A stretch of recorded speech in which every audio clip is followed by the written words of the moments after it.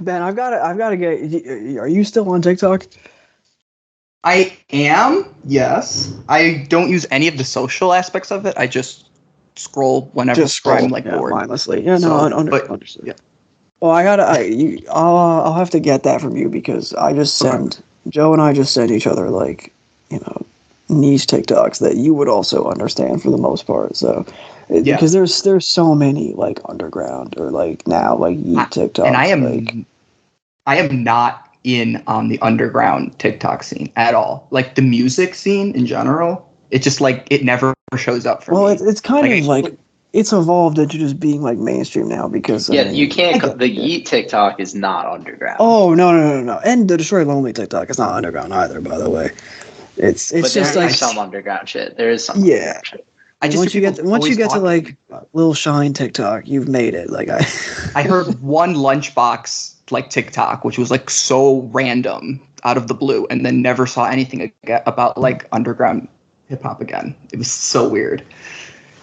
Because at some point we've got to get into like one of the things that I've been thinking about is the all those TikToks where it's that have emerged in the wake of this album where it's like y'all aren't really hearing Yeat like that.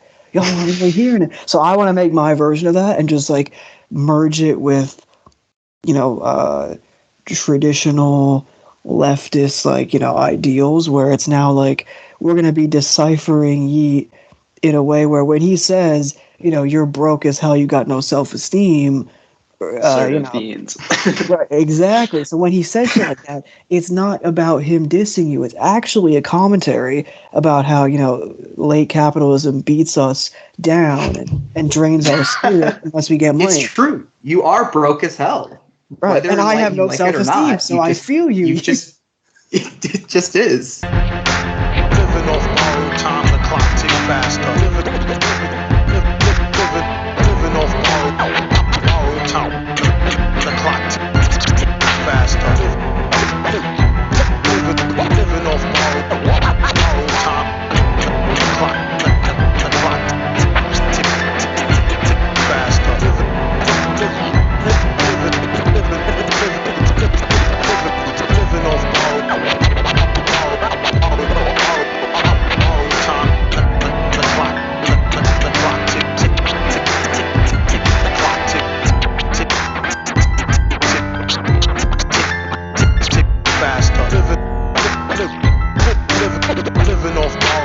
the clock ticks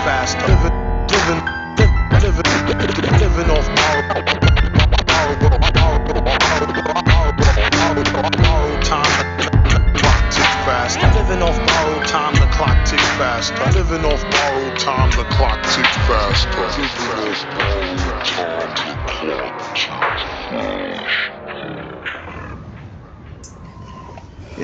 I just looked at the RYM rating of the album, and now I kind of want to blow my computer up.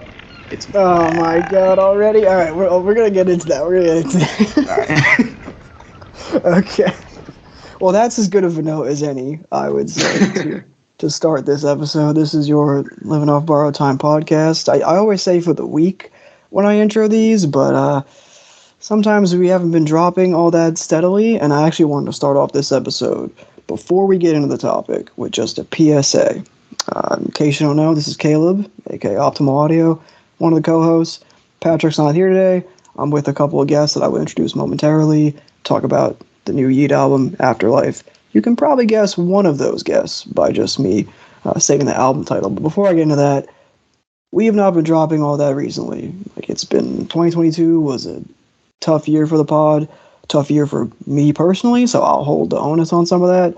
We didn't drop nearly as many episodes as we did in 2020, 2021, even 2019, for those of you that are OGs way back when. But we've got a bunch in the can. We've got a bunch planned. We should be seeing more episodes drop every month. We're trying to do like at least 2 or 3. So the content will resume. The content farming of Living Off Borrowed Time. We will be on your feeds, whether it's Spotify, Apple Music, YouTube. Make sure if you're following us on RYM, you keep refreshing that list. You keep an eye out for it because we're going to be posting more. We should have an episode coming soon But of course, who knows when this one is going to be released. So, with that out of the way, I will now get into it. So we're recording this. This is March 2nd, about 6 days after Yeat dropped his massively anticipated album Afterlyfe. Joining me, I've got Ben, aka Created by Rejection. Hello. And special guest, not that Ben isn't a special guest, but special guest, my personal friend, Joe. How's it going? Great to have you. Joe is for those listening, a dear friend of mine, also a fellow Yeat enthusiast, average Yeat enjoyer. So we're glad to have him on. It's been a long time coming. It has. A fan of the pod for a while. My fault for not making the call sooner, but really happy to have Joe and Ben on. And special shout out to Jay Word too, who I do want to pick his brain about this album. We had him on for the Two Alive pod last year, but I'll shoot him a separate DM about that. But yeah, Afterlyfe, Yeat. I mean, what is this now? This is like the third major label project, or was Up to Me on a major? Ben, you're good with this stuff. I still don't know what makes Up to Me like the major label album, the first one, but like that was Interscope. I guess because like what was were the rest of them? I guess so. Maybe I know that from Two Alive onward, he was on a major. I thought that he still Two Alive for sure. Yeah. I thought that he independently released Up to Me, but of course, Up to Me was on Twizzy Rich Entertainment. Okay, so, yeah, I guess so. So yeah, that was the last indie. But those projects in general, from Alive down, are kind of the album arc of what I think is going to be a good framework for the discussion today at some points. But Afterlyfe, I mean, before we even get into what we were anticipating on the project, etc., you guys know how Ben feels. 4L, still your favorite project, right? Overall? It is still my favorite project. Yes, that's true. Yeah. And I believe yours is most likely Up to Me. Still. Yeah. Up to Me. Yeah. Peak music, I fear. No, don't aggregate that if anyone hears this. Yeah, but 4L and Up to Me, but I actually don't know your favorite Yeat project, Joe. So, like, do you have a background? Like, I know about when you got into Yeat, but like, what were your early impressions? And then what are like some of your favorite songs, projects, etc.? I remember you put me on summer 2021, and I think the first song I ever heard was Sorry About That, and I was like, oh, this is dope. Like, but then I didn't really like go all in for a few weeks, maybe a month or so. But I listened to Alive and 4L, and after pretty much one listen of each, I was hooked. And I went to Cape Cod on a family vacation with one of my friends and one of your friends, Caleb. Brandon. Good mutual friend of ours. Yep. Yeah. And I put him on to Sorry About That, and it took him a little bit to warm up to it, but like going into fall 2021, we were like all in on Yeat, I think pretty much. I was definitely. Yeah.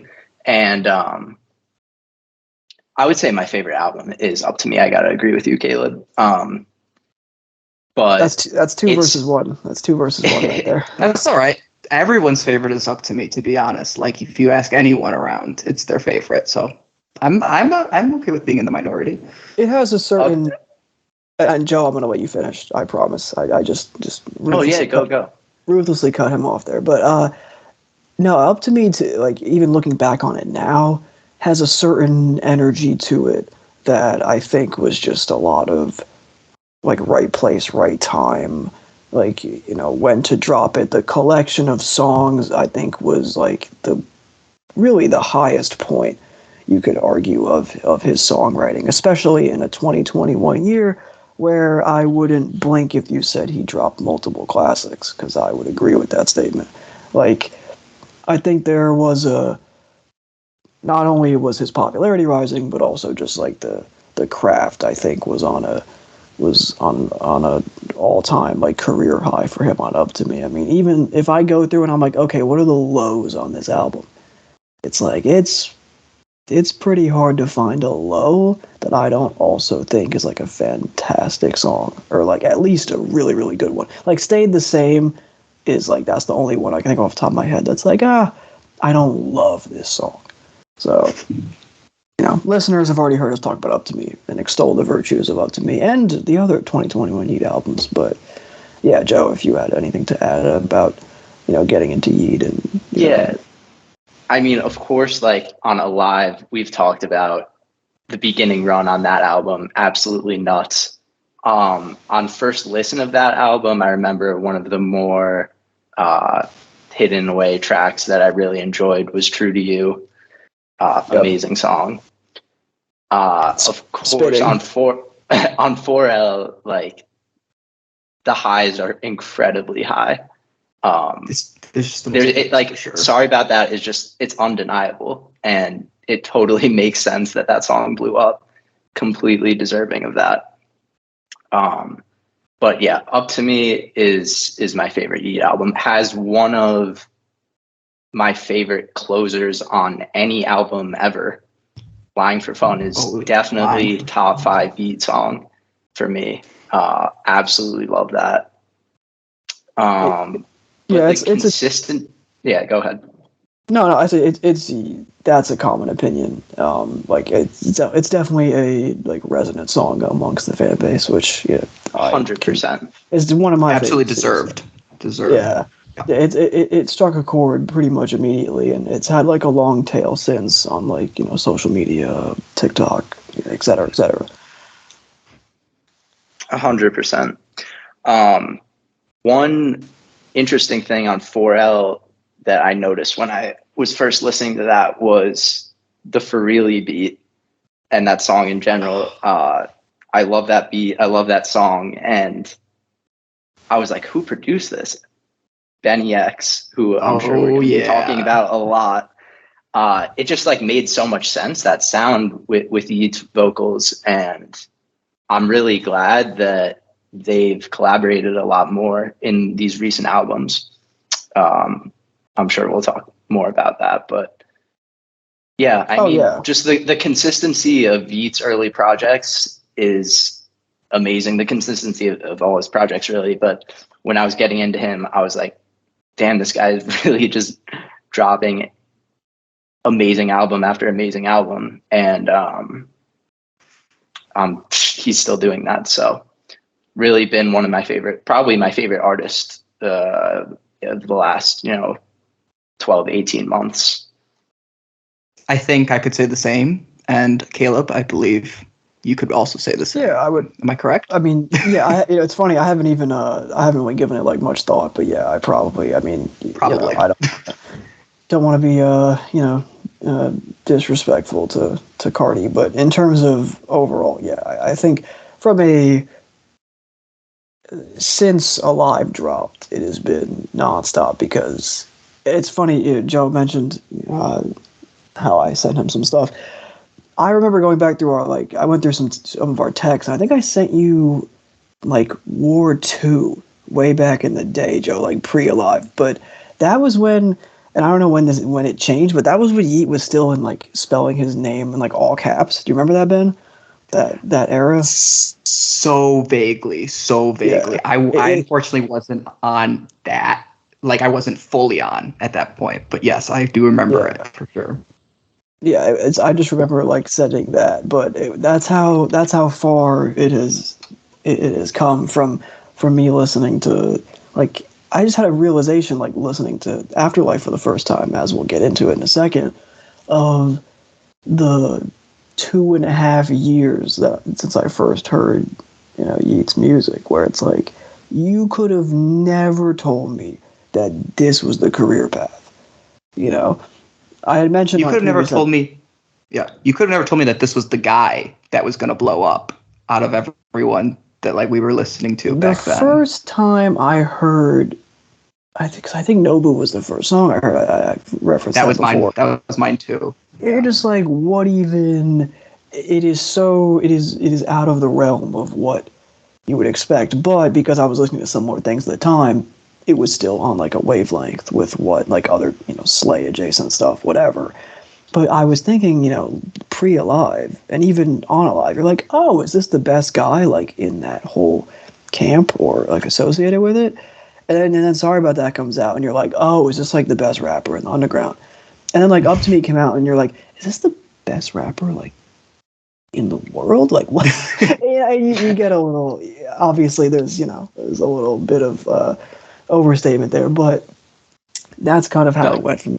Caleb, I remember early on, I saw like a tweet or something on one of your RYM lists, and you were like trying to come to terms with the fact that my favorite artist right now is named Yeat. Named Yeat, yeah. Yeah.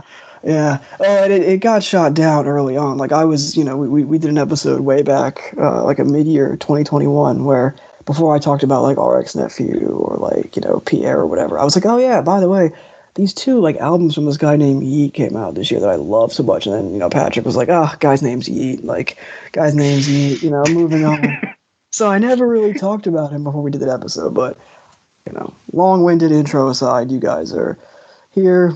You know that when Ben and myself and now Joe, when we hop on an episode, it's usually to gush about a Yeat record, but I think for the first time we're going to be talking about a little bit of mixed reception. Now, leading the Two Alive discourse online, because Two Alive was the album that was like his entry into the mainstream. Like he was a star at that point, and that was the breakthrough. I mean, like every song was on TikTok, like whatever. And that one had like a little bit of pushback, namely some certain music reviewers who shall not be named contributed a little bit of that in the discourse. But it had a little bit of pushback. For the most part, it was received very well. I don't know about you guys. I think Life was received very well just because it had a lot of hits on there, like a lot of like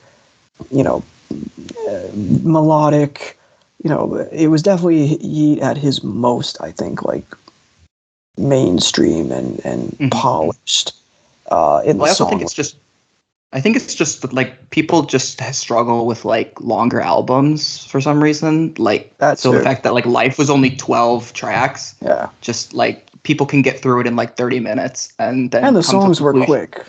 The songs were quick. too. They were about like less than 3 minutes, whereas like especially on like this album, Afterlyfe, you're getting like 4 minutes, 4.5 minute songs. So yeah. And even the intro on Life reflects that with the Uzi feature, the long and great Uzi feature. And it's funny because Joe, that's it. Joe is killing it with the transitions, right? Because that was my first kind of question I'm going to pose for you guys. So, of the 6 projects from Alive down, in the Two Alive episode, we extolled the virtues of intros. I think that, now that you reference Flawless, Joe, I actually think that's probably the worst of like the 6 album. I knew you were going to say that. And because you've mentioned that before. And it's so funny. I thought this was going to come up. On my ride home from work today, I listened to all 6 of the intros. I put them in the queue. I said, I need to listen to all these intros because they're all fucking great. And we have to get one thing out of the way. I have to get one thing out of the way on this podcast. The D-writing is crazy. I'll admit it. It is 100%. The meat writing is definitely crazy, but you kind of know what you're in for. Like if you listen to the original episode and you didn't get that, then I think that of a lost cause at this point. But I actually we'll talk about the reception first before we get into the intros, because I know Ben probably has to stew on his hypothetical list, but you guys, I mean, I wasn't surprised by this reception at all, actually. If you kind of step out of like your bubble of like what you generally like, I was not surprised that this massive, album that is going to have multiple songs hit the charts, I imagine, that is, going to be in a lot more places than I would have thought like a year ago. From an artist that is already maybe not the easiest pill to swallow, and then you kind of have said artist departing just enough from the previous 2 albums last year that were, I think, more mainstream friendly, you're gonna get some divisive reactions. Like some people I follow that really liked Yeat's, previous work, that I definitely respect their taste. We're just like, oh brother, it stinks, or et cetera, et cetera. I heard that. So, I'm not surprised, but did either of you kind of have that hesitation, or what's kind of your reaction to the general reception and conversation around the album? Yeah, so immediately after the first listen, I was like, these are great tracks, but I don't hear the hit. I don't hear that one hit that I was like, what's he going to drop that's like the big classic that's going to hit the charts that everyone's going to love. And I couldn't find it. And I was like, okay, well, this is fine. I'll give it some more listens and see what I think. I still can't find the hit, but I love every track still. So it's not like that's why I think people are a little off-putting, because there's not that Money So Big. There's not that Sorry About That. There's not that track that catches everyone. And I've seen it around the discourse on this album. Everybody's got their own opinions about the best tracks, the worst tracks. Nobody can come to an agreement on this one at all. Yeah, it's definitely like that. Because I was I mentioned this to Joe, in our first impressions when we were chopping it up a few days, when the album came out, that I was like, well, Life had Out the Way, What It Feel Like, and Talk. Talk, yeah. Those were all massive songs with easy, hooky, appeal that were, great songs, amazing songwriting. But it wasn't. This has, great songwriting in spades, but it does not have the immediate, instant appeal that those type of songs did, even from a beats perspective. So yeah, I mean, Joe, I'll kick it to you, but I thought the one song that was the hookiest maybe and had the most potential to get really big was How It Go, but that's not really reflected in the streams at this point. But amazing song, and maybe my favorite on the album. I, on first listen, really liked it, and I also agree with Ben. I didn't see the 1 or 2 hits, whatever, and that's why I was like, okay, this is really good. Maybe it's not as good as a lot of the other Yeat albums that have that superstar song or 2 or 3. But it's honestly gotten better every listen, and it goes toe to toe with a lot of other Yeat albums.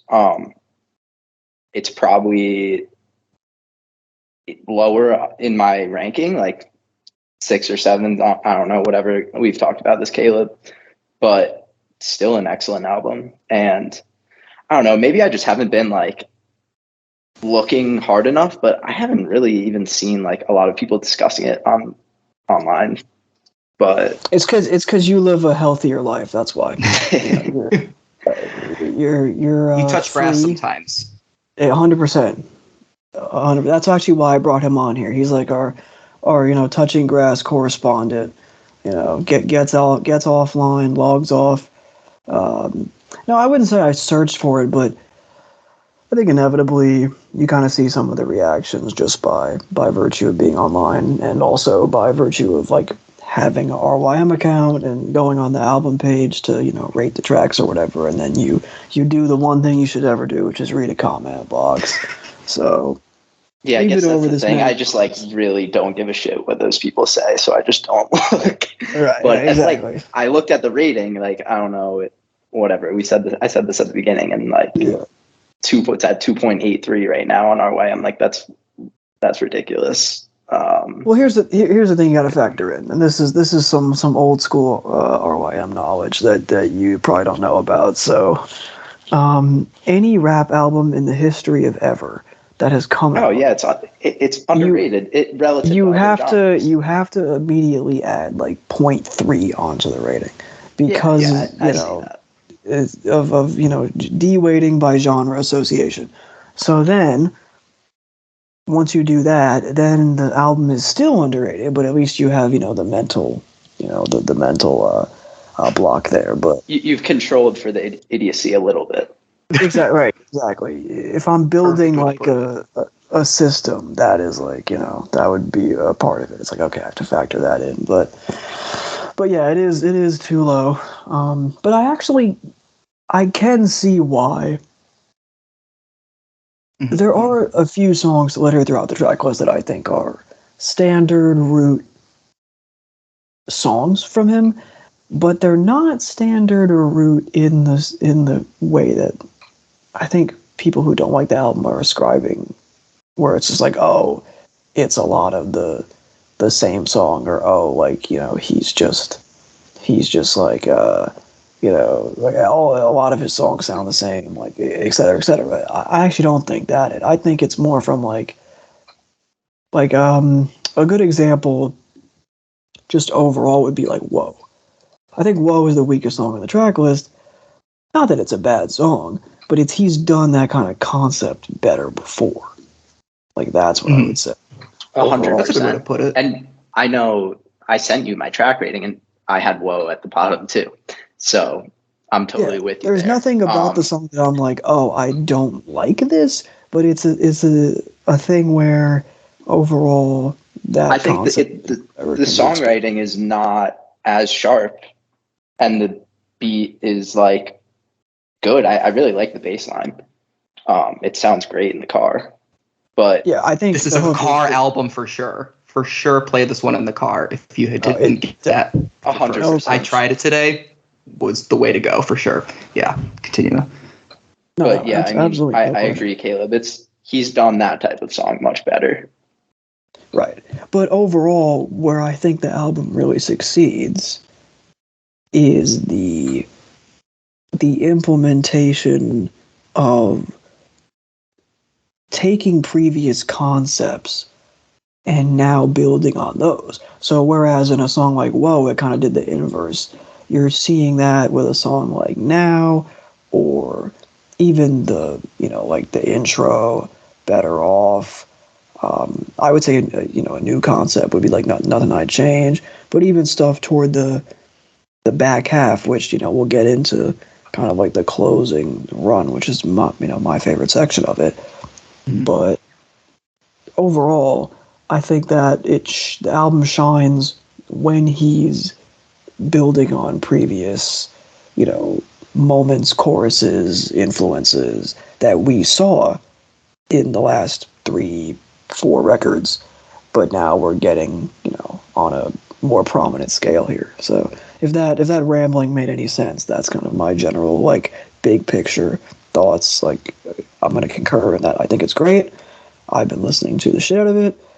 I think that it's a little disingenuous if you, like, hate this but love other Yeat projects, because I think that if you hate this, I think you're kind of missing what makes him a compelling artist in a way. I'm not going to, like, all the way slander someone for it, but I do think it would puzzle me a little bit if you have, like, a viscerally negative reaction to this album, but you think, like, Up to Me or Two Alive are great. Yeah, because they're not even, like, that different. Like, you could definitely tell that a lot of the styles that are still on this album were present in, like, that classic 2021 Yeat sound. Like, he's just like you said, he's building off of certain sounds. He's experimenting a little more, trying out different drums, different, like, heavier bass, more muddied mix, and it's like he's experimenting. And whether or not you think it's successful or not, I think is, like, that's your call. But, like, just to say, like, oh, it's, like, boring, it's bad, it's like Up to Me better, Up to Me better, Up to Me better, like, I think you're right. You're missing the whole kind of, like, concept of what makes him a great artist if you do that. And I think there's a clear progression. I mean, it even comes down to, this is stupid, but it even comes down to, like, the names of the albums. Mm-hmm. Like, Two Alive is like the big budget sequel to what Alive was. You know, Alive was technically also a rage record, technically, if you want to, do that. But it was small scale, and it had a lot of like, these intersections of like plug and like, pop rap elements. Well, Two Alive is literally just like a pop rap and rage album. And then it also has, your On the Lines or your Taliban's, like your plug songs. So exactly. And even like with the mastering of Two Alive, like it sounds louder, it's more polished. Oh, it's way more in your face. Sure. It's so in your face compared to you listen to Alive again, and it's amazing. But you're just like, whoa, this is like some of the songs you have to like turn your volume up a little bit more than you would. The scale. Yeah, and a live remaster would go crazy. Like hearing Always Alive, but in that like style of like 2022 Yeat. The streets bring that. The streets need a Back to Bed remaster. I mean, come on, yes. Make it happen. But even then, like Afterlyfe is just all it is all it is. But it's such a continuation from Life. It's a clear continuation. There's a delineation as well within the track list, but it clearly feels like Life was the like prequel for this. So yeah, 100%. And Life was like the birth of the true birth of, or that's not even the right word, but whatever. Benny X and Yeat had a lot of songs together on Life. Let's see, I think they had 6. Yeah, in the first four albums combined, they only had 3 together. Yeah. So, and I loved those songs, by the way, For Really, and then on Up to Me, there was Hey and Callin' Me.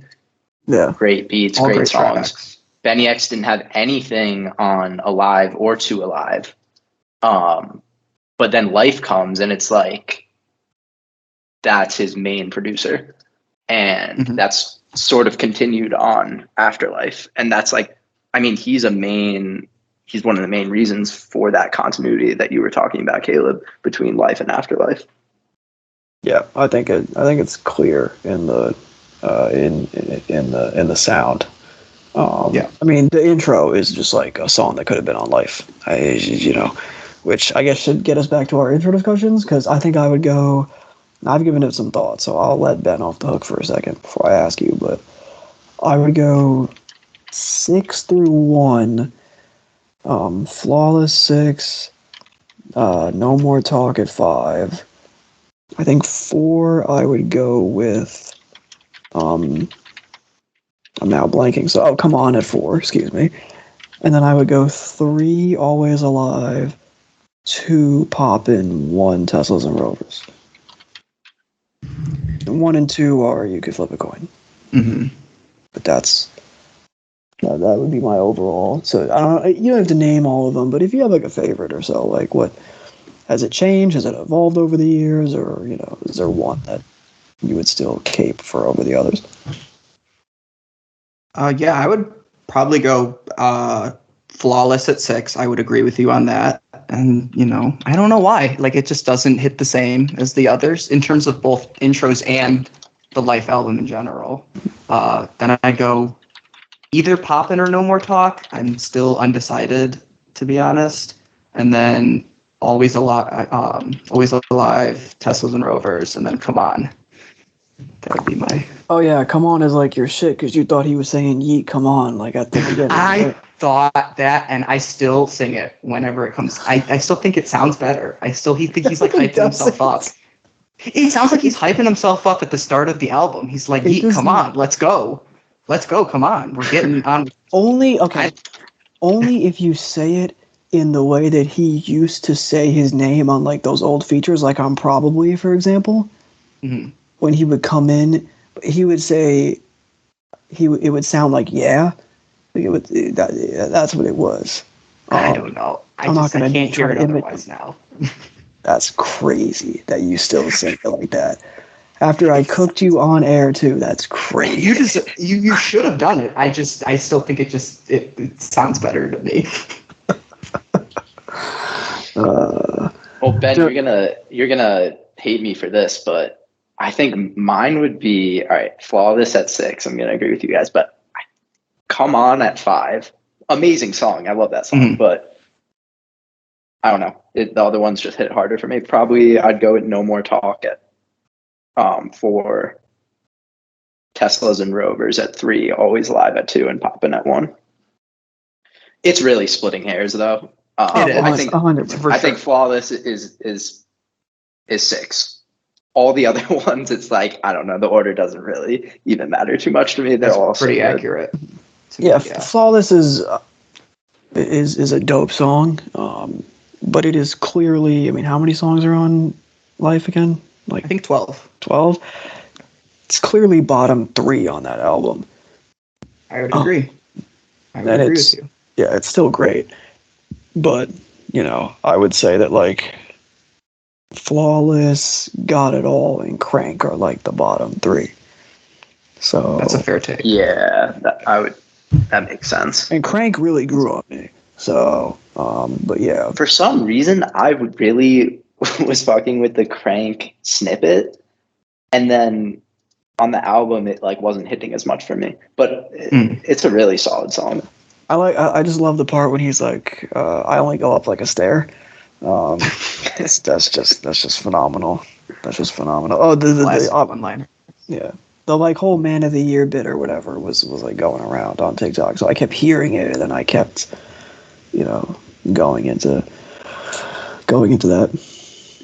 But yeah, I mean, we've talked about the fruitful pairing between Benny X and Yeat, and they are first of all, shout out to Benny X, who apparently was born in Upper Darby, PA, which is like right outside Philly.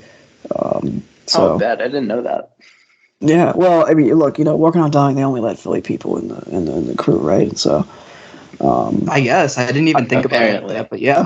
Allegedly, I'm not. That was totally a joke, but tongue in cheek. Yeah, I feel like it might be true. I don't know. It might be. It might be.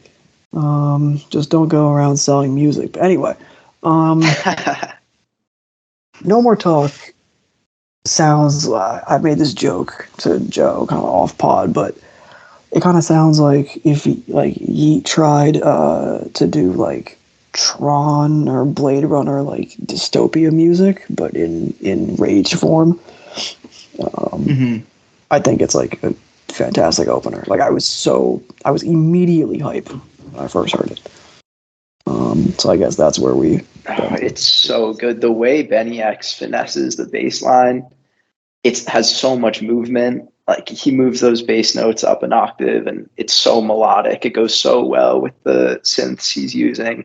I've heard people say it's like the Electra X VST. Like I don't know for sure, but he has such a good ear for sound selection. He uses such cool synths. That fucking bass line has so much movement. The bridge on that song is fire, with like Yeat just wailing over the fucking synths. I love it. Yeah, incredible intro. Yeah, it was a great way to start off. It kicked it off really nice. The flow went crazy. He was spitting. It was like as soon as you put it on, you were like, oh yeah, like this is gonna, like it started the album off so well. And then we get it turns into the only feature with a name, with an actual name. Before we get into the dissociative features, we do have NBA Youngboy on the second track, which I thought it was very funny that Youngboy was like, yeah, Yeat's my favorite rapper, like in an interview or whatever the fuck. That was hilarious. So shout out to Youngboy. But yeah, I mean, this song reminded me a lot of what Outside was to Alive, where it's like, okay, we have this huge artist, we're gonna make a safe but effective good song, and we're gonna throw a nondescript feature from him on it, and it should get a lot of plays. Yeah. And that was like what I, and I had no problems with it. I knew what it was immediately. I was like, okay, this is just like an outside mixed with like Up Off X sequel, roll taped basically. Like, so I was into it, and that's you're talking about what like songs remind you of. This one reminded me a lot of Geek High. Just the beat I felt like was very very Geek High-esque, and I love Young Boy. Like, maybe that's a controversial take in like the underground community compared to like the mainstream. Yeah. But like, I love Young Boy. I do think, however, this was probably not the best verse he could have given, and I didn't mind it, but I thought he could go way harder for sure. Extremely safe. Yeah, it was a little bit extremely safe. Yeah, for sure. Extremely safe. And then, Yeat went crazy with the ad libs when he's doing like the. Those were. He really. I'm so cold. My diamond's -1. That's a great line. Yeah, he really did his Birdman impression. He was. Young Boy just made like a Cash Money album like last year. He really just did his Birdman impression. Exactly. And the textures where he's just like shh, shh. I'm here for that. I agree with you guys though. It is a pretty. I think you hit the nail on the head, Caleb. It's safe and effective. I really like how Young Boy starts his verse. He comes in with a good flow, and I enjoyed it. Yeah. No, it was definitely enjoyable. Would never be one of my favorite tracks, but also like, definitely wouldn't be like like a least favorite track or anything. It did exactly what it kind of set out to do. So I like the main like melody and the beat a lot. It's super infectious. Yeah, just repetition over and over again, and it sticks in your brain so well. No, 100%. And definitely, you took your about snippets. I mean, my favorite snippet pre the record was definitely Better Off, which there was a video that I would listen to that was just like, it was the snippet, and the snippet was playing over a video of, you guys know that meme where it's like, Spider-Man like walking across the building with like shit blowing up behind him, but he looks like he looks like dejected or whatever. Yeah, that's the timing we were on with Better Off. But yeah, the that snippet was great, and also shout out Bugs Ronan. Those two have immaculate chemistry in recent projects when they've linked up. So Better Off was a song I was anticipating, and is still definitely one of my favorites. So, Caleb, how many snippets did you hear? You told me you only heard 2 from the entire I heard Better album. Off, and I heard How It Go. Okay, I heard none, so I went into this completely blind. So I know nothing. I knew nothing about any of the tracks going into it. But I didn't seek them out, but they were in things. And then I was like, what is that going to be on? So then I went to SoundCloud. Okay, that's fair. Did some digging. Yeah. It's hard not to find them with somebody else's vocals on them, which is the classic. That's one of the charms of SoundCloud. Even though in the moment it's rage-inducing, but you're just like, you know what? It wouldn't be the same if some random person was trying to rap over this instrumental to get hot. How many times did that happen with the fucking Kid Cudi Cardi song or whatever? It's just that instead of the Cardi verse, you would get the Nudie verse, and you would get some guy rapping. And you're just like, what? I made it this far. The snippets I heard the most were Better Off, None I'd Change, How It Go, and Shh. And those are 4 of my favorite songs on the album for sure. So when I heard 100%. When I heard the None I'd Change snippet, I was like, damn, he's going in a different direction. This is crazy. Mm-hmm. Well, I mean, good enough time to talk about this song, because that seems to be the most either universally praised or universally disliked song of the record.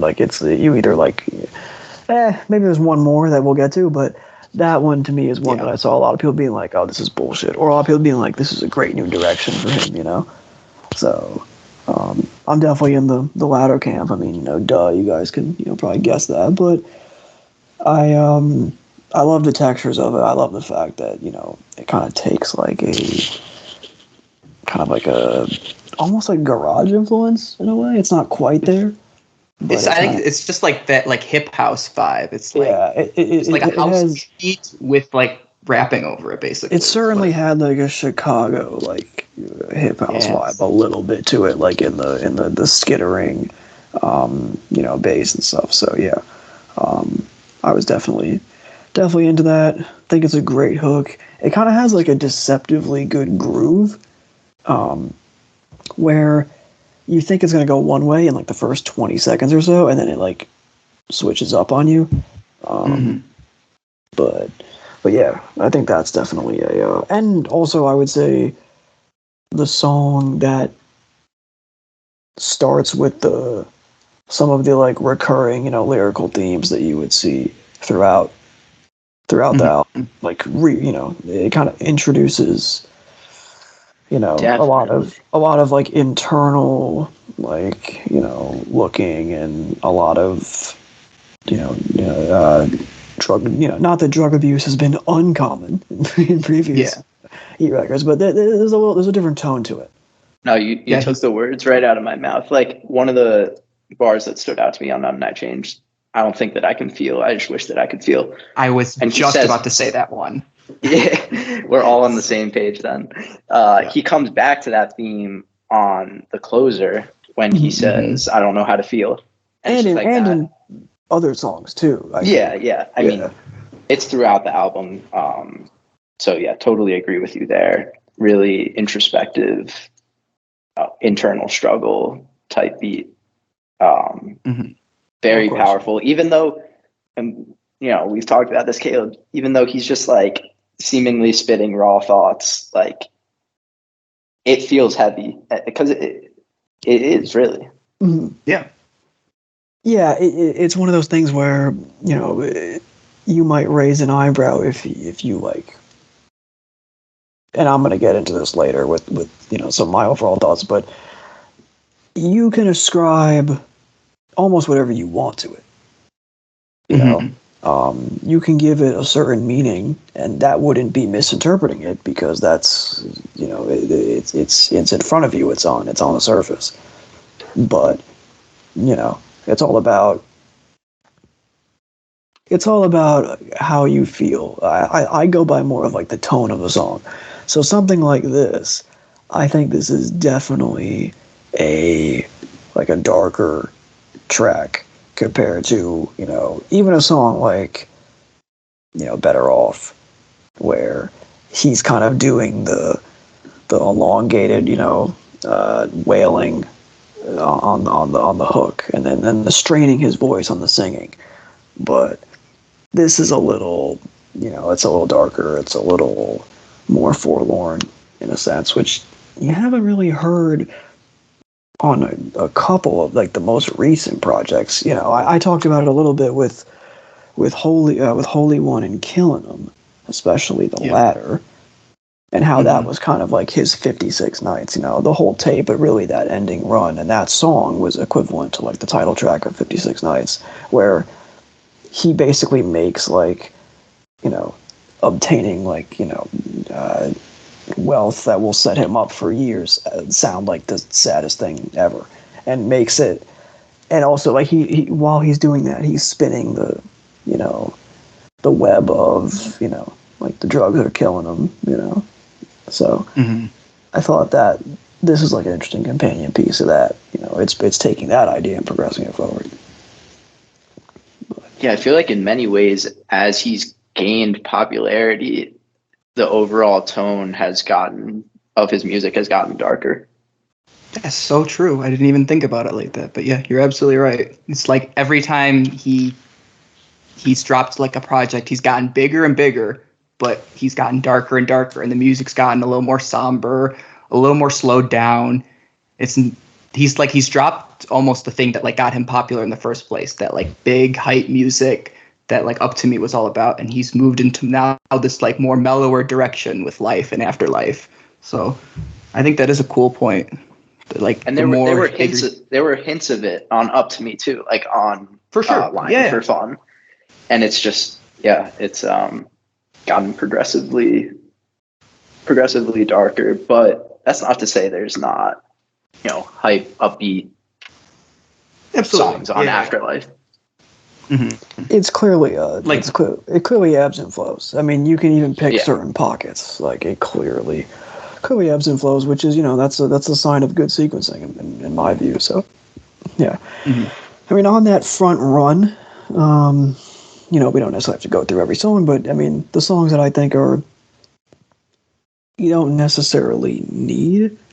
Like I think "Whoa" you can get rid of. I know a lot of people like Slam, and I like it too. It's a good song. Kind of feels like a Two Alive leftover. But I kind of like the transition a lot from Now to Seven Nights and then to Mean Fiend. So I don't know if I love like the placing of Slam. I feel like it would be cool if it was just like a single. I love the placing of Slam. I was about to say that was really? my favorite transition. Now to Slam, I love knives. Here we go. Like the way like Now is personally for me, Now is my personal favorite song off the album. I know it's very love it or hate it. Everyone had their opinions on it. The first time I played the album, actually, I did something I almost never do, which is I pressed replay on Now because I was like, I have to hear this again. I don't think I caught exactly what I was supposed to hear because it was like halfway through I was like, this is good, and then it like clicked for me and I was like, oh shoot, I got to replay this. But then were you the eighth wonder of the world? Is that what? Oh, you figured it out? Eighth wonder of the world, ninth wonder of the world. Eighth wonders of the world. I'm on the ninth wonder of the world. I made a 10th wonder to your girl. I don't even know what that means. It's so we had to get into lyric corner at some point because I've got some gems, and that was one that I was literally working out today, and that song came on, and I was laughing to myself like in between sets of what he was trying to convey with that one. I was like, it's kind of romantic, but also it is. I feel like I don't really understand it, and like I don't know why he started with 8, considering there's only 7. I don't know if he's seen the 8th wonder of the world somehow. Like, is that like a thing? And then I got the initial 8th wonder of the world. Like, I got that part, but then he kept expanding on it. And the 8th wonder is his lean bar. Right. We're actually revisiting Yaya. He's touched a mill. He has now opened the lean bar. Well, before you go on, I was going to say, I had this take, and I don't know if I told you or not, but I might have put it in the Discord. But to me, when I first heard Now, my first thought was, oh, he took Roland, and he just like multiplied it by 100. That was what he did. Yeah. That was kind of like what he sounded like, with the vocal gymnastics and like the dexterity and the it's a different tone. It's like a fucking despondent tone, but it is like he's taking that and like really, really, really stretching it to its conclusion and putting a different spin on it. So yeah, I loved it, but I'll let you go in on that. Yeah, I mean, absolutely. And like I was saying, like the transition between Now and Slam, I thought was great. It was just like this like smooth, calm, but like heartfelt song of Now. And then immediately you're like rushed right back into like hard hitting Slam with the bells. They come right back in. He's going like slam to slam. And it's just like, I don't know. That transition was like what hooked me on the album immediately. Because like the first 6 or 7 songs, I was like, okay, like we got a Yeat album. It's playing and it's good. I like it. And then like once I went through that like that run of Now, Slam, 7 Nights, and Mean Fiend, that was when it really kicked off for me. I was like, oh shit. On Now, we talked about how some of the songs are great for the whip, but I think Now is really an elite headphone song. Absolutely. The way the bass switches up throughout the song is really fire. Also, the snare is just a great sounding snare. Shout out to Benny X. Like I said, he's always picking great drum sounds. I don't know if he's synthesizing them himself or great drum selection. Really cool beat. The main melody is so weird and kind of off-putting, but it really works.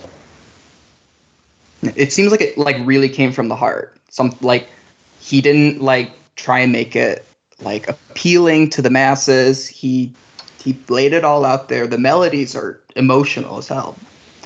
I mean, they're beautiful.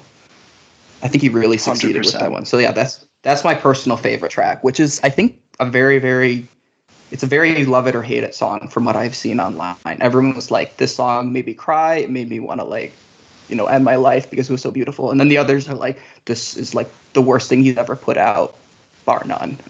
So some interesting discourse among that one. Mm-hmm. And we got the Luggeeky feature. Okay.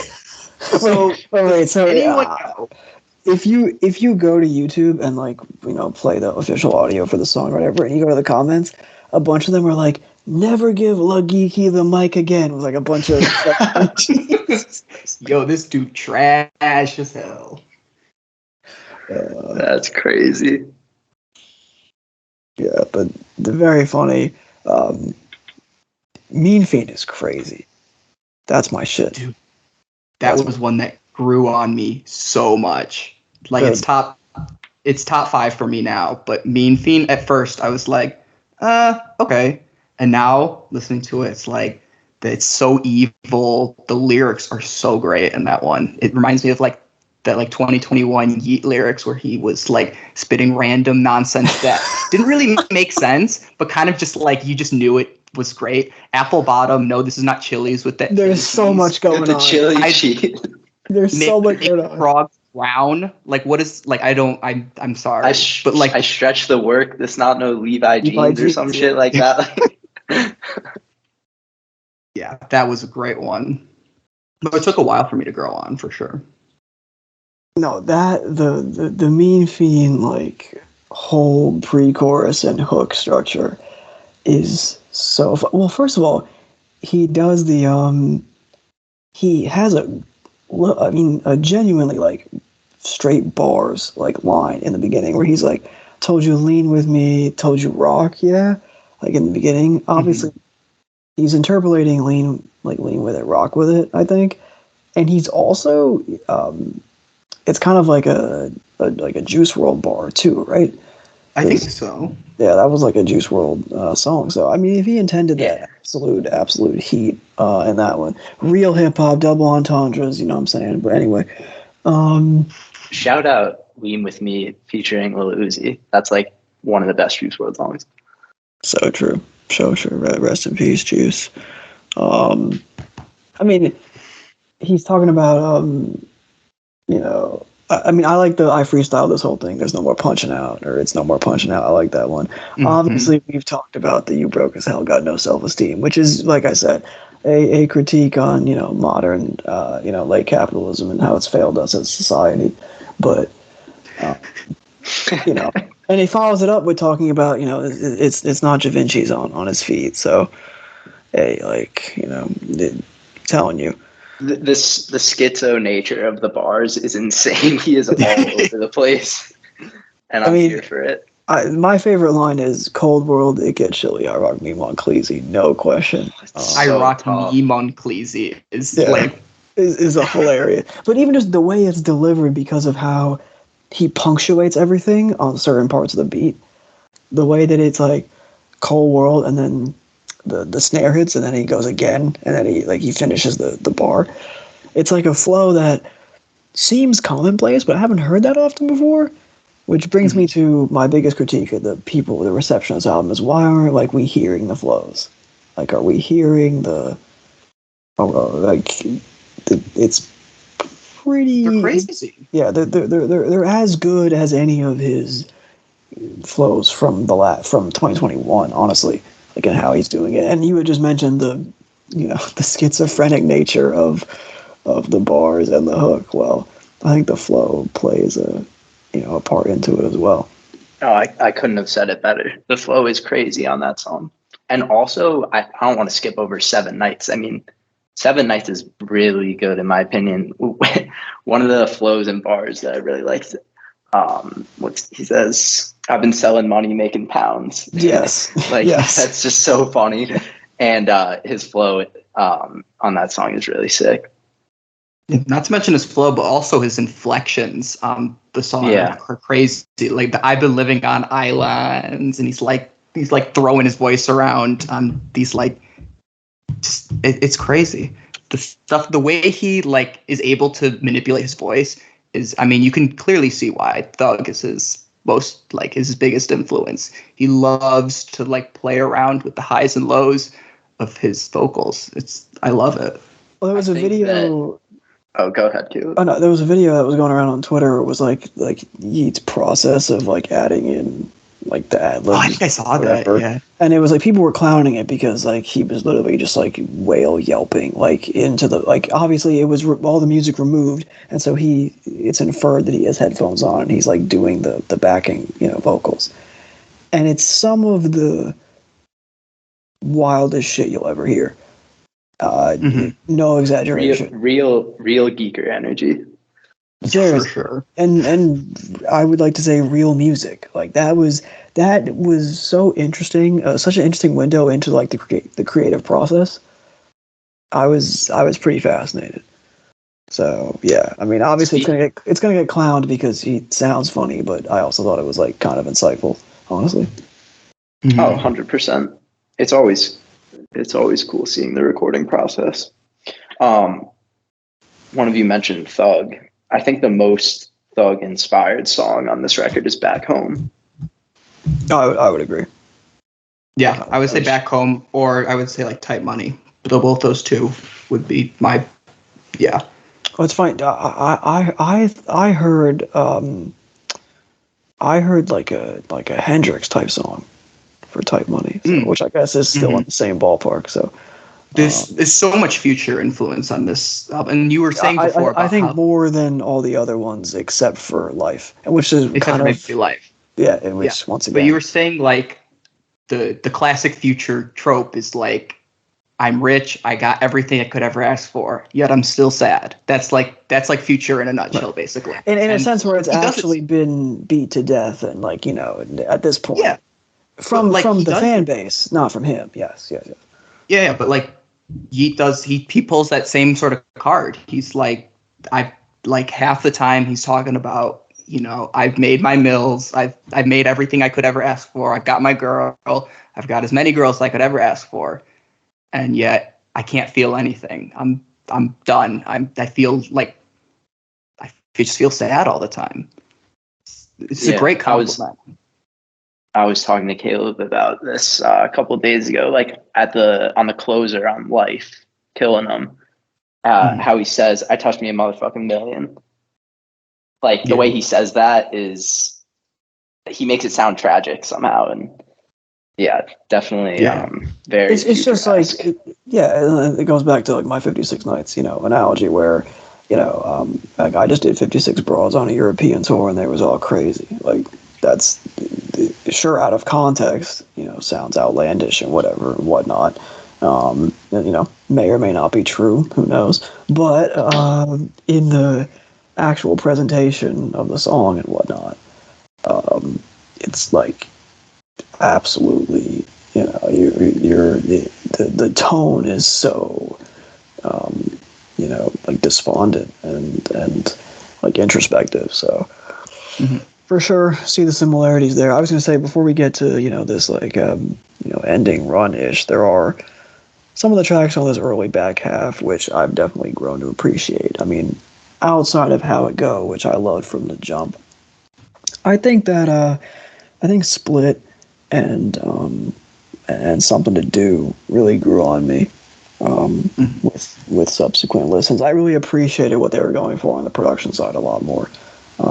I know we're probably going to sound like broken records, but I mean, just listening to Something to Do and like Benny X was fucking cooking with that bass line. Awesome. Yeah, it's just the let him cook meme. It's in whatever picture you want to put on there. It's just he was absolutely going nuts.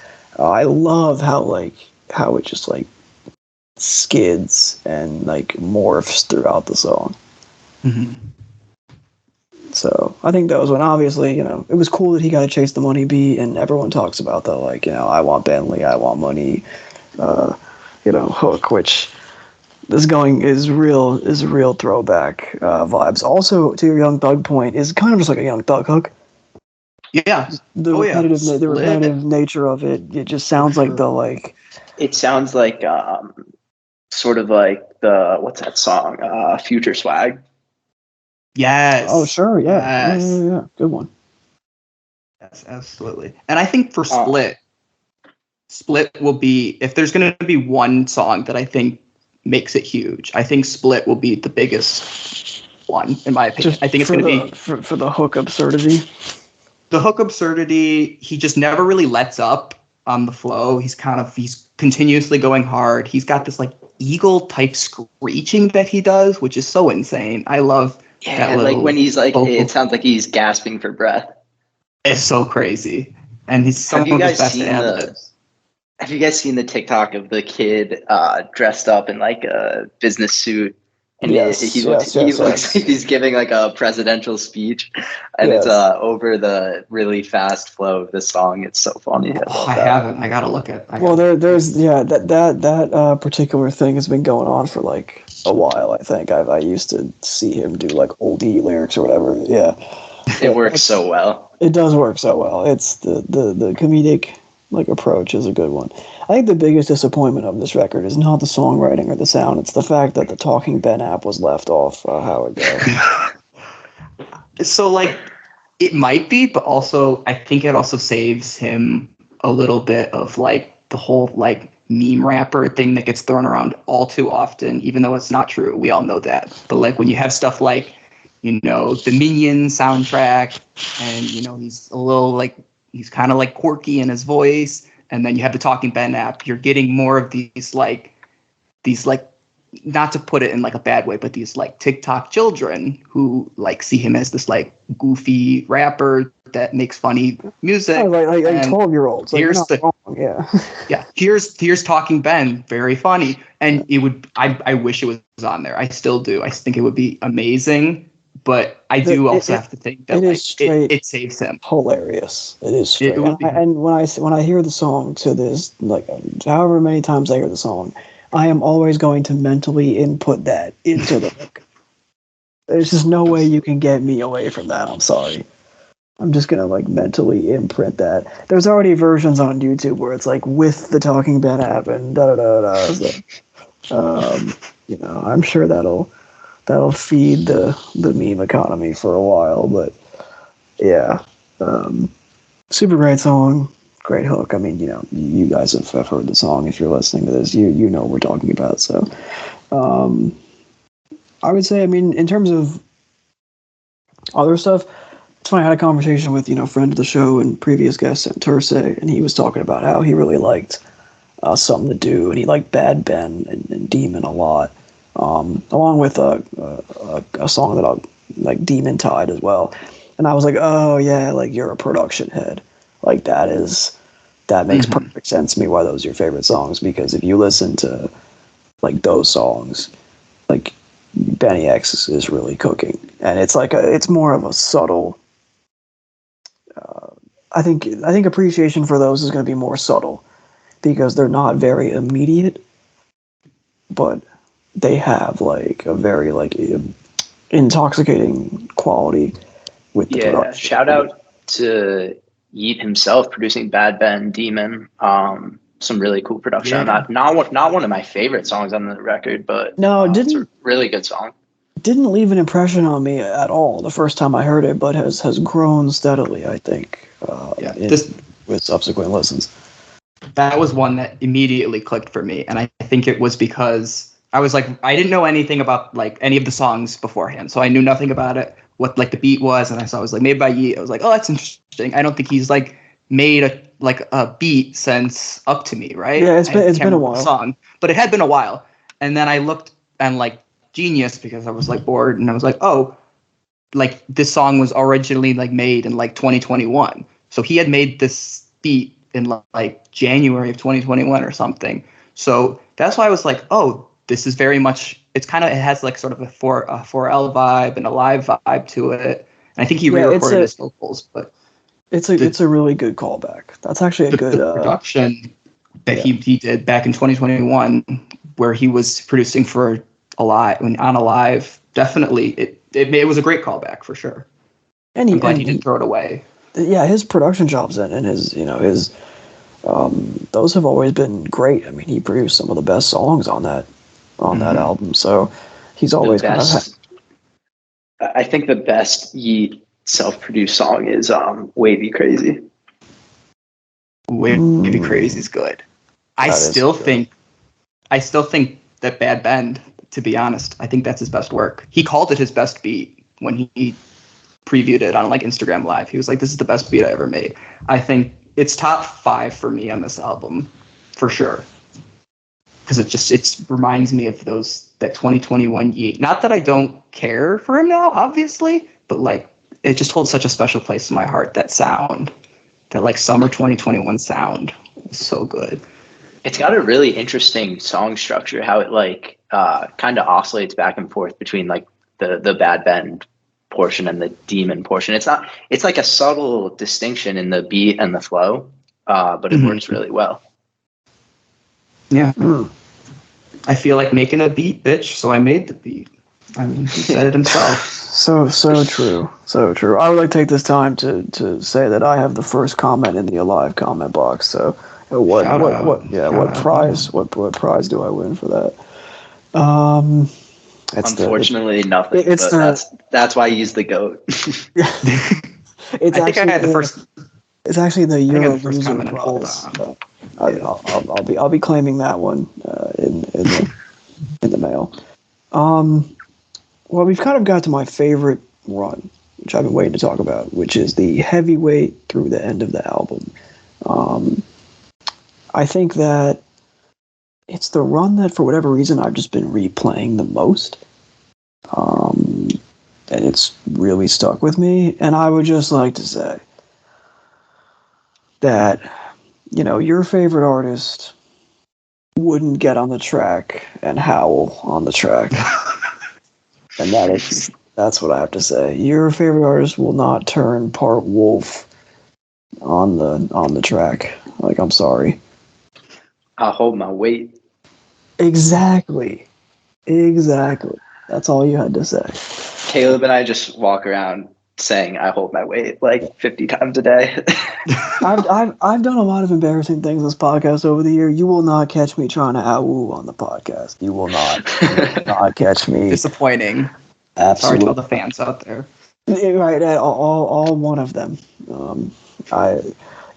Sincere apologies, but I will not be doing that. However, I do love that song, and sure, in the beginning I loved it because it was funny, but I really, really like the hook, just like in general. And even the beat and the little arpeggios in the background, and I think it's got a really nice vibe to it. And I don't know, I was looking at the credits for it, and I think this is the first time that Warpster has been on a Yeat song. I know he did the KO track. He did KO for sure, but I think you're right. Oh, I think you're right. It's so cool, the beat. It's like a buzzy sawtooth bed that Yeat just floats on. It's fire. Great way to put it. Yeah, that's that real production knowledge right there. Like I was just saying shit. I gotta really take a closer listen to this one. I think it was probably my least favorite out of all of them, but it was like so short. I was like, you know what? Like, this is okay. But I love the out-woos. I mean, and he's like, he's always like, fuck your feelings. Fuck your feelings. Yeah, come on. Yeah. Fuck your feelings up is definitely like a headbanger. Like I think that'll be a good like concert song. I also love when he's just like riding in the Tonka. It's a heavyweight champion. Yeah. It's a great line. Because it kind of brings me back to not just the songs titled Tonka, like that whole trilogy, but even like the songs where he would reference like the car, and he would do it in like the growly, like gravelly tone.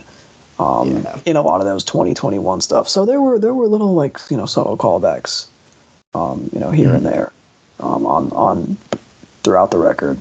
So that one definitely resonated with me. But yeah, I mean that's heavyweight, and then we're gonna get into I imagine was maybe only the second most divisive song on the album with Watch. Or what were your impressions of Watch, Ben? This is the real Whisper song. Fuck you, Yin Yang Twins. This is the real Whisper song. I mean, fuck you, 21 Savage. I think I heard someone describe it as like it made them feel sneaky and like devious, and that's what I felt when I was like listening to it. It was like just I don't even know. It definitely was a little lower. It was probably my second least favorite on the album, but I mean the Whisper sort of the way he does it's infectious for sure. Second least favorite lower. is crazy. It's crazy. I think that's too low. I had it I think I originally had it at my fourth or fifth least favorite, but it has grown on me a little bit. It's still not. It probably isn't in the top half for me, but I really like it. The way the vocals are delayed, they kind of just envelop you in this like whispery alien chanty-esque space. It's really cool. Mm-hmm. No, it really is like you get the ASMR in the beginning for sure. Oh yeah. And that's like that's crazy. But Caleb, you said the other day, like when he goes into the arm and a ham flow. Yeah, the arm and a limb. That's so hard. Oh my gosh, he's like, I pull up the arm and a limb, arm and a ham. Which, first of all, like, once again, what the fuck? But anyway. This also is one of my favorite lyrics on the entire album. If you showed that to, like, you know, Grandmaster Flash or whatever, he'd be like, what does hip hop come to? Like, this is crazy. But anyway. Hip to the hippity hip hop. That was not what the founding fathers envisioned. But you're right in that a lot of those, like, a lot of lyrics from like classic ass records, like even fucking like Wu-Tang lyrics. They're good. They mean they mean nothing. Like it's the same thing.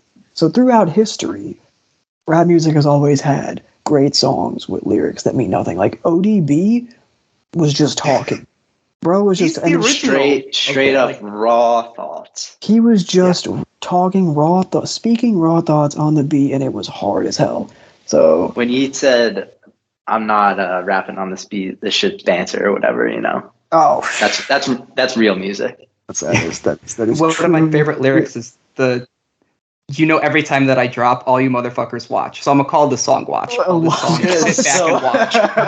Like, I love that. It just makes me crack up. But you have to do that whole thing, like from the arm and the ham, and then like, bitch, when the hell did I flop? Bitch, when the hell did I stop? Like the way he does it in like that little, like genuinely like beautiful sing song like voice. Yeah, I love that. But You're right. It might have to sneak into the top half for me. I don't know. Yeah, I will have to re-listen to all this shit because I'm taking everything you guys have told me. I'm like, all right, now I got to really apply it. That's the thing about these Yeat albums too, that these like, especially the 22 track ones, like you can just get so much play out of them for so long, and you discover new things every re-listen. And I felt that my favorites have changed up over time on like all of his albums.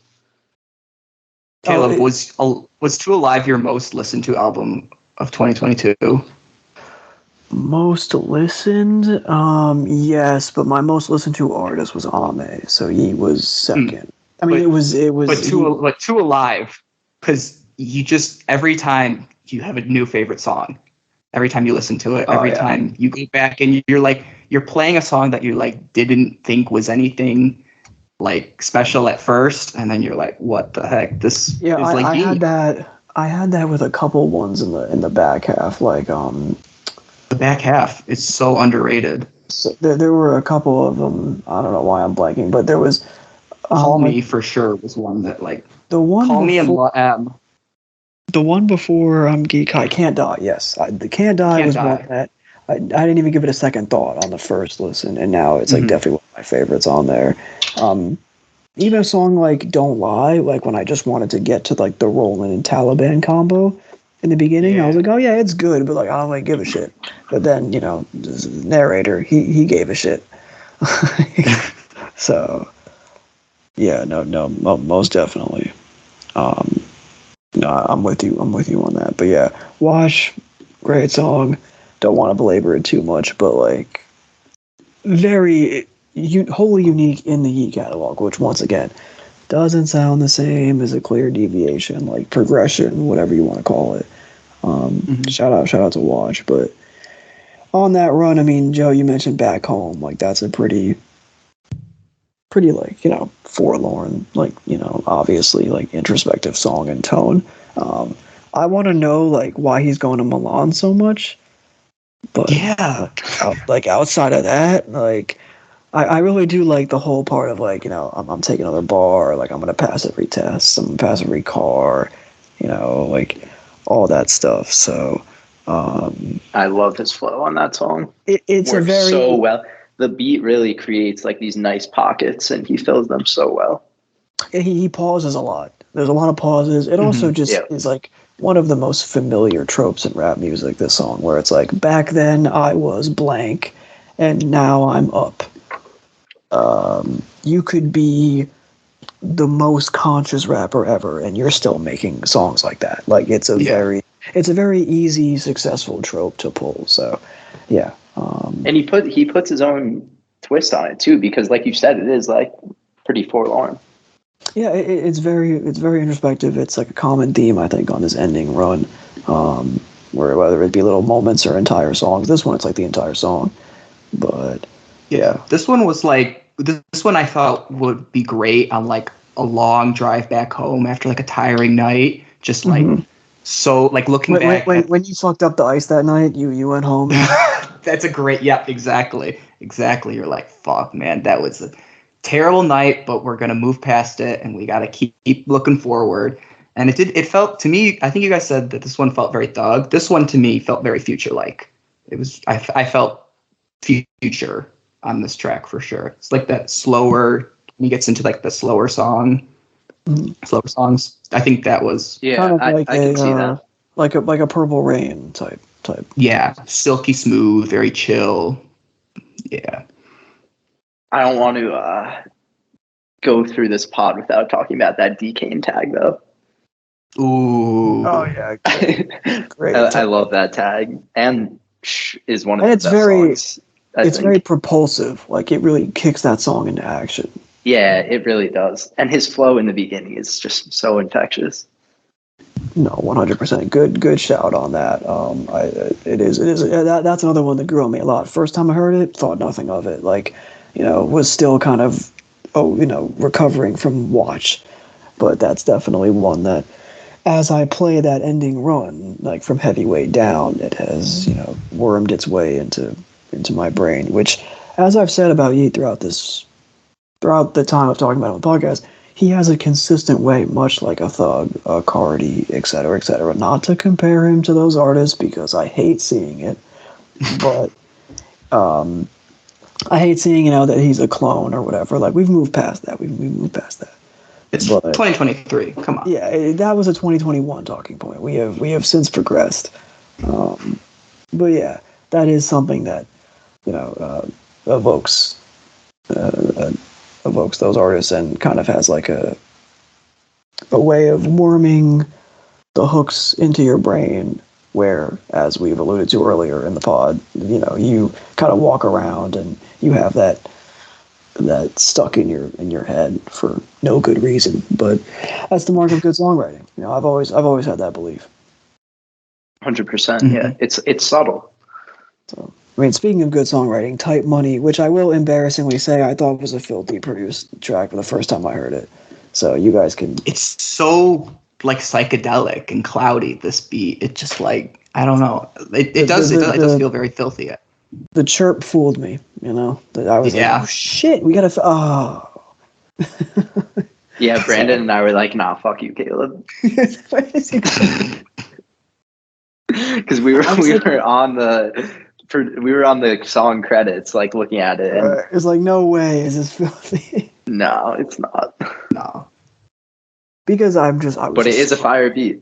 I was just surprised that, because we had all the filthy for like that 2-album run. And then kind of like what we've talked about with with the Working on Dying, Benny X, tandems. We had a lot of Filthy on Two Alive and on Up to Me, but then you get to Life and Afterlife, and now all of a sudden you've got no Tragic, not, no Filthy. Yeah, he's no not like Benji recycling. Cold. He's not recycling. No Benji Cold, yeah. Exactly. He's not recycling what like the Alive and 4L days with the Tragic and Benji Cole. So very interesting that it keeps that he'll grab people that he's worked with in the past, like on Demon Tide. Was what is it? Is that Tuab? Yes, I think it's he produced a bunch them of and Benny X. Right. But he produced a bunch of like early 2021 singles. Like he produced Today and like. Oh shoot! I forgot about that. Yeah. And on what's that song called? Back Up. Isn't that produced by Rizion? Oh, yeah. That's someone he's worked with. That's someone Yeat's worked with like for pretty much seems like his whole career. Mm-hmm. Yeah, and I think so. Yeah. You were talking about like how he's like pulling in. He's kind of like, I don't want to say leaving behind certain artists in favor of newer producers, but to me it seems like Benny X is here to stay. Like he's not. It doesn't seem like he's going anywhere in the foreseeable future, like at all. I think he's really inspired by Yeat. I think when you listen to interviews and shit with him, you can really tell. Like I think we'll get like 4 or 5 tracks on the next couple projects. Because I read a piece with him in it, with a Benny X interview, post Life, and and he was talking about the way he was talking about the record and about working with Yeat. It's clear that he's like found like a real inspiration, and probably vice versa. But that is a partnership that, like you said, I definitely see continuing down the road. So yeah, I hope so, man. I fucking love his production. Oh, they seem to bring out the best of each other for going on 5 projects now. So I would not be surprised. But yeah, Tight Money, great song, kind of Yeat in the R&B bag, taking. It kind of sounds like he's taking like slowing down Call Me and then filtering it through like a contemporary R&B and pop rap lens. So yeah, I love that song. Definitely one of like my favorites. It's become one of my favorites because I love the hook. I love the hook. And I love the like I'm sipping on lean, I'm high as a bird. It's like, just very very sticky, very simple.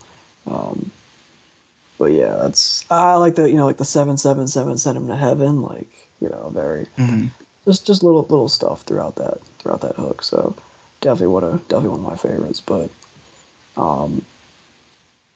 yeah, and Demon Tide, great beat. I don't know if you guys have anything to say about Demon Tide, but before we get to wrap it up with the outro here, but great beat, grew on me a lot. And I like the verses a lot on this song. Once I went in and kind of gave them consistent re-listens. So, and also a great really intro. Like Demon Tide.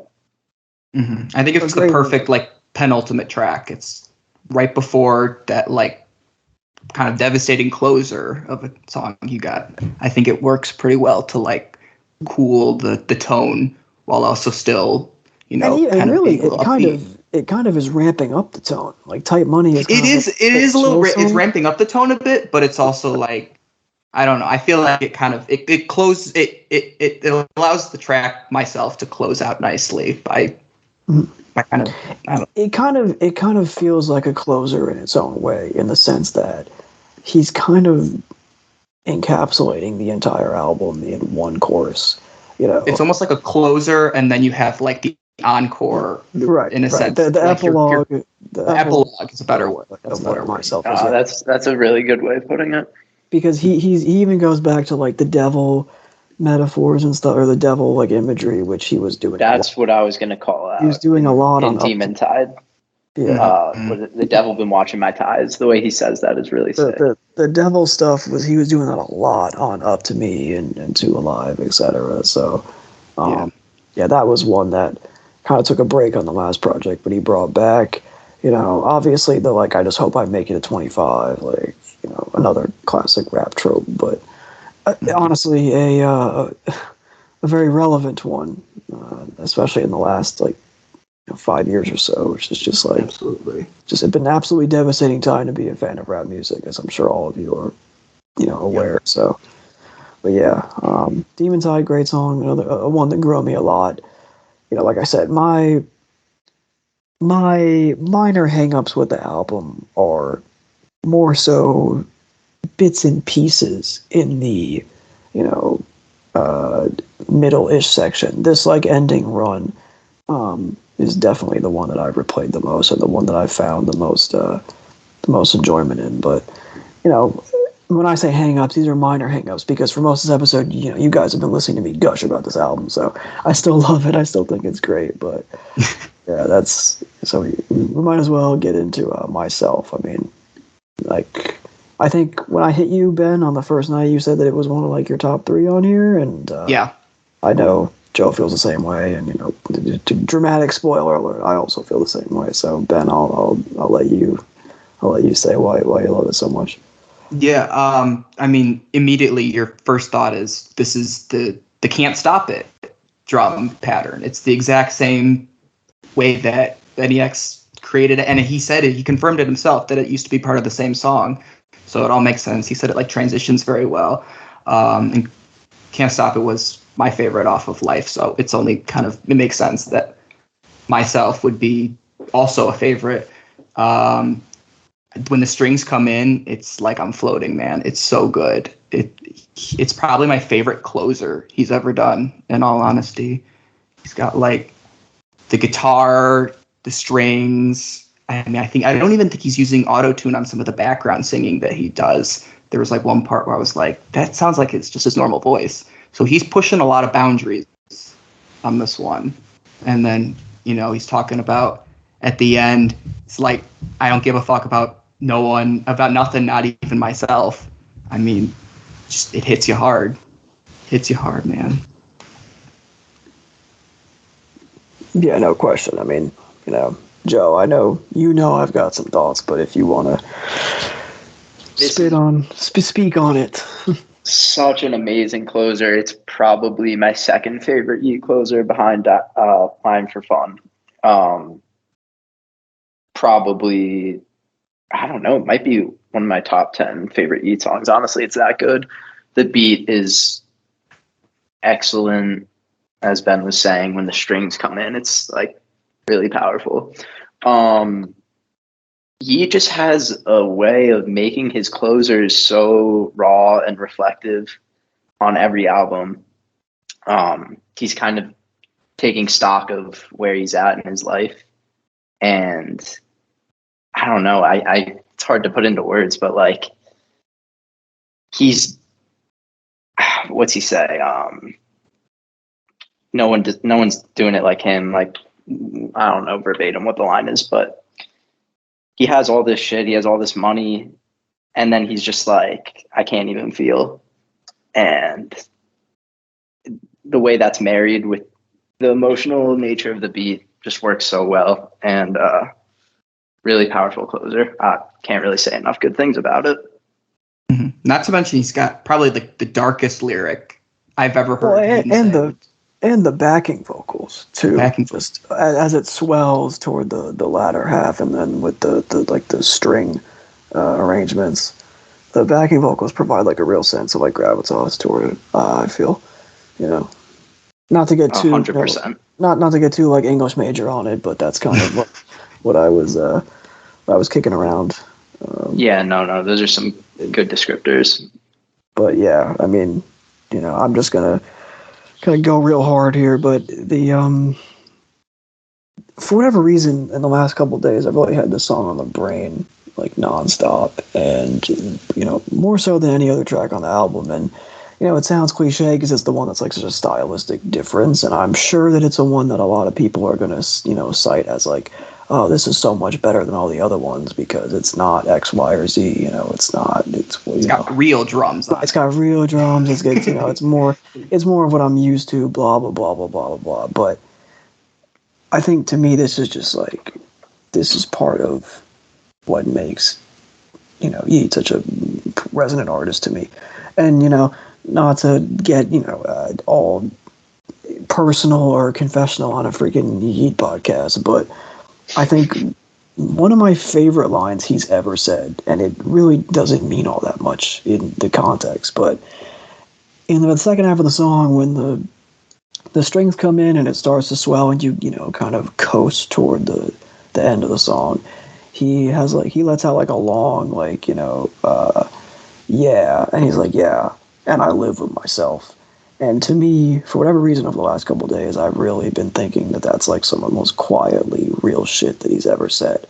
Not even in like a, oh my god, this is so deep context, because you could apply anything to that. That line might mean literally nothing.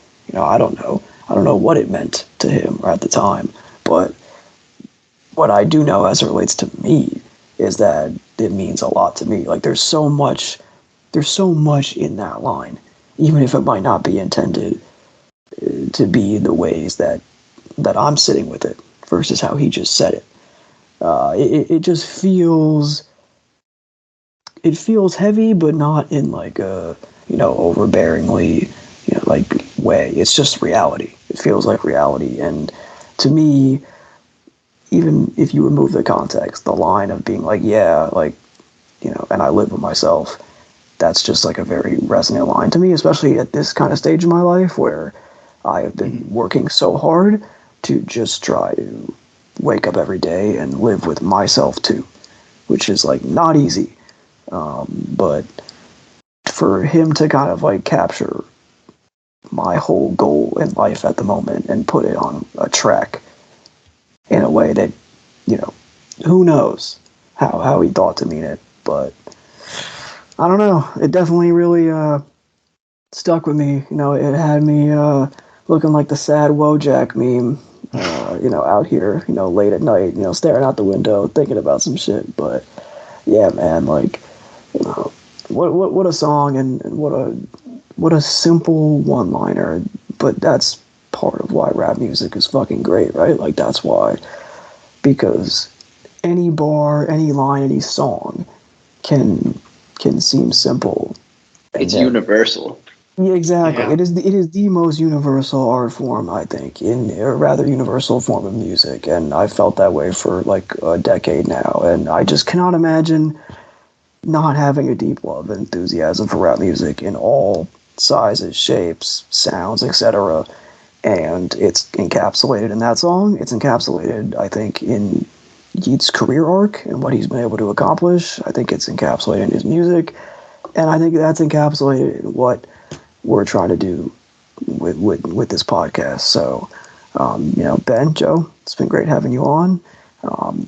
Finally got to do this podcast, and whenever it comes out, hope you guys all enjoy. We'll be back very soon with more real hip hop. This has been Living Off Borrowed Time. Our outro music is Stagnated Pace by Cancake, and we will see you next time. Peace.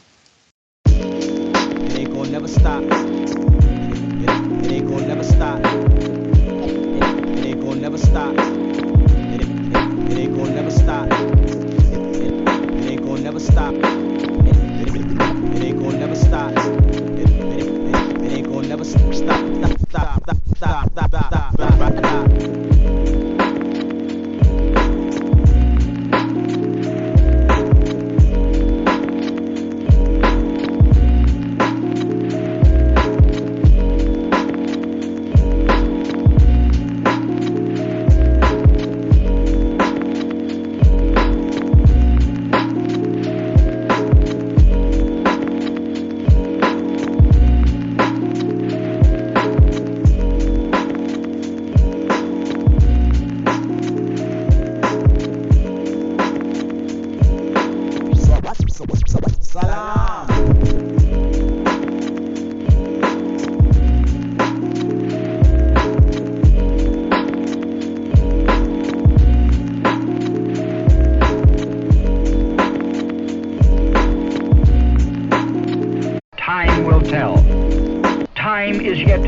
conquered by man. But when the time is right, perhaps the greatest revelation of all time will dawn upon us.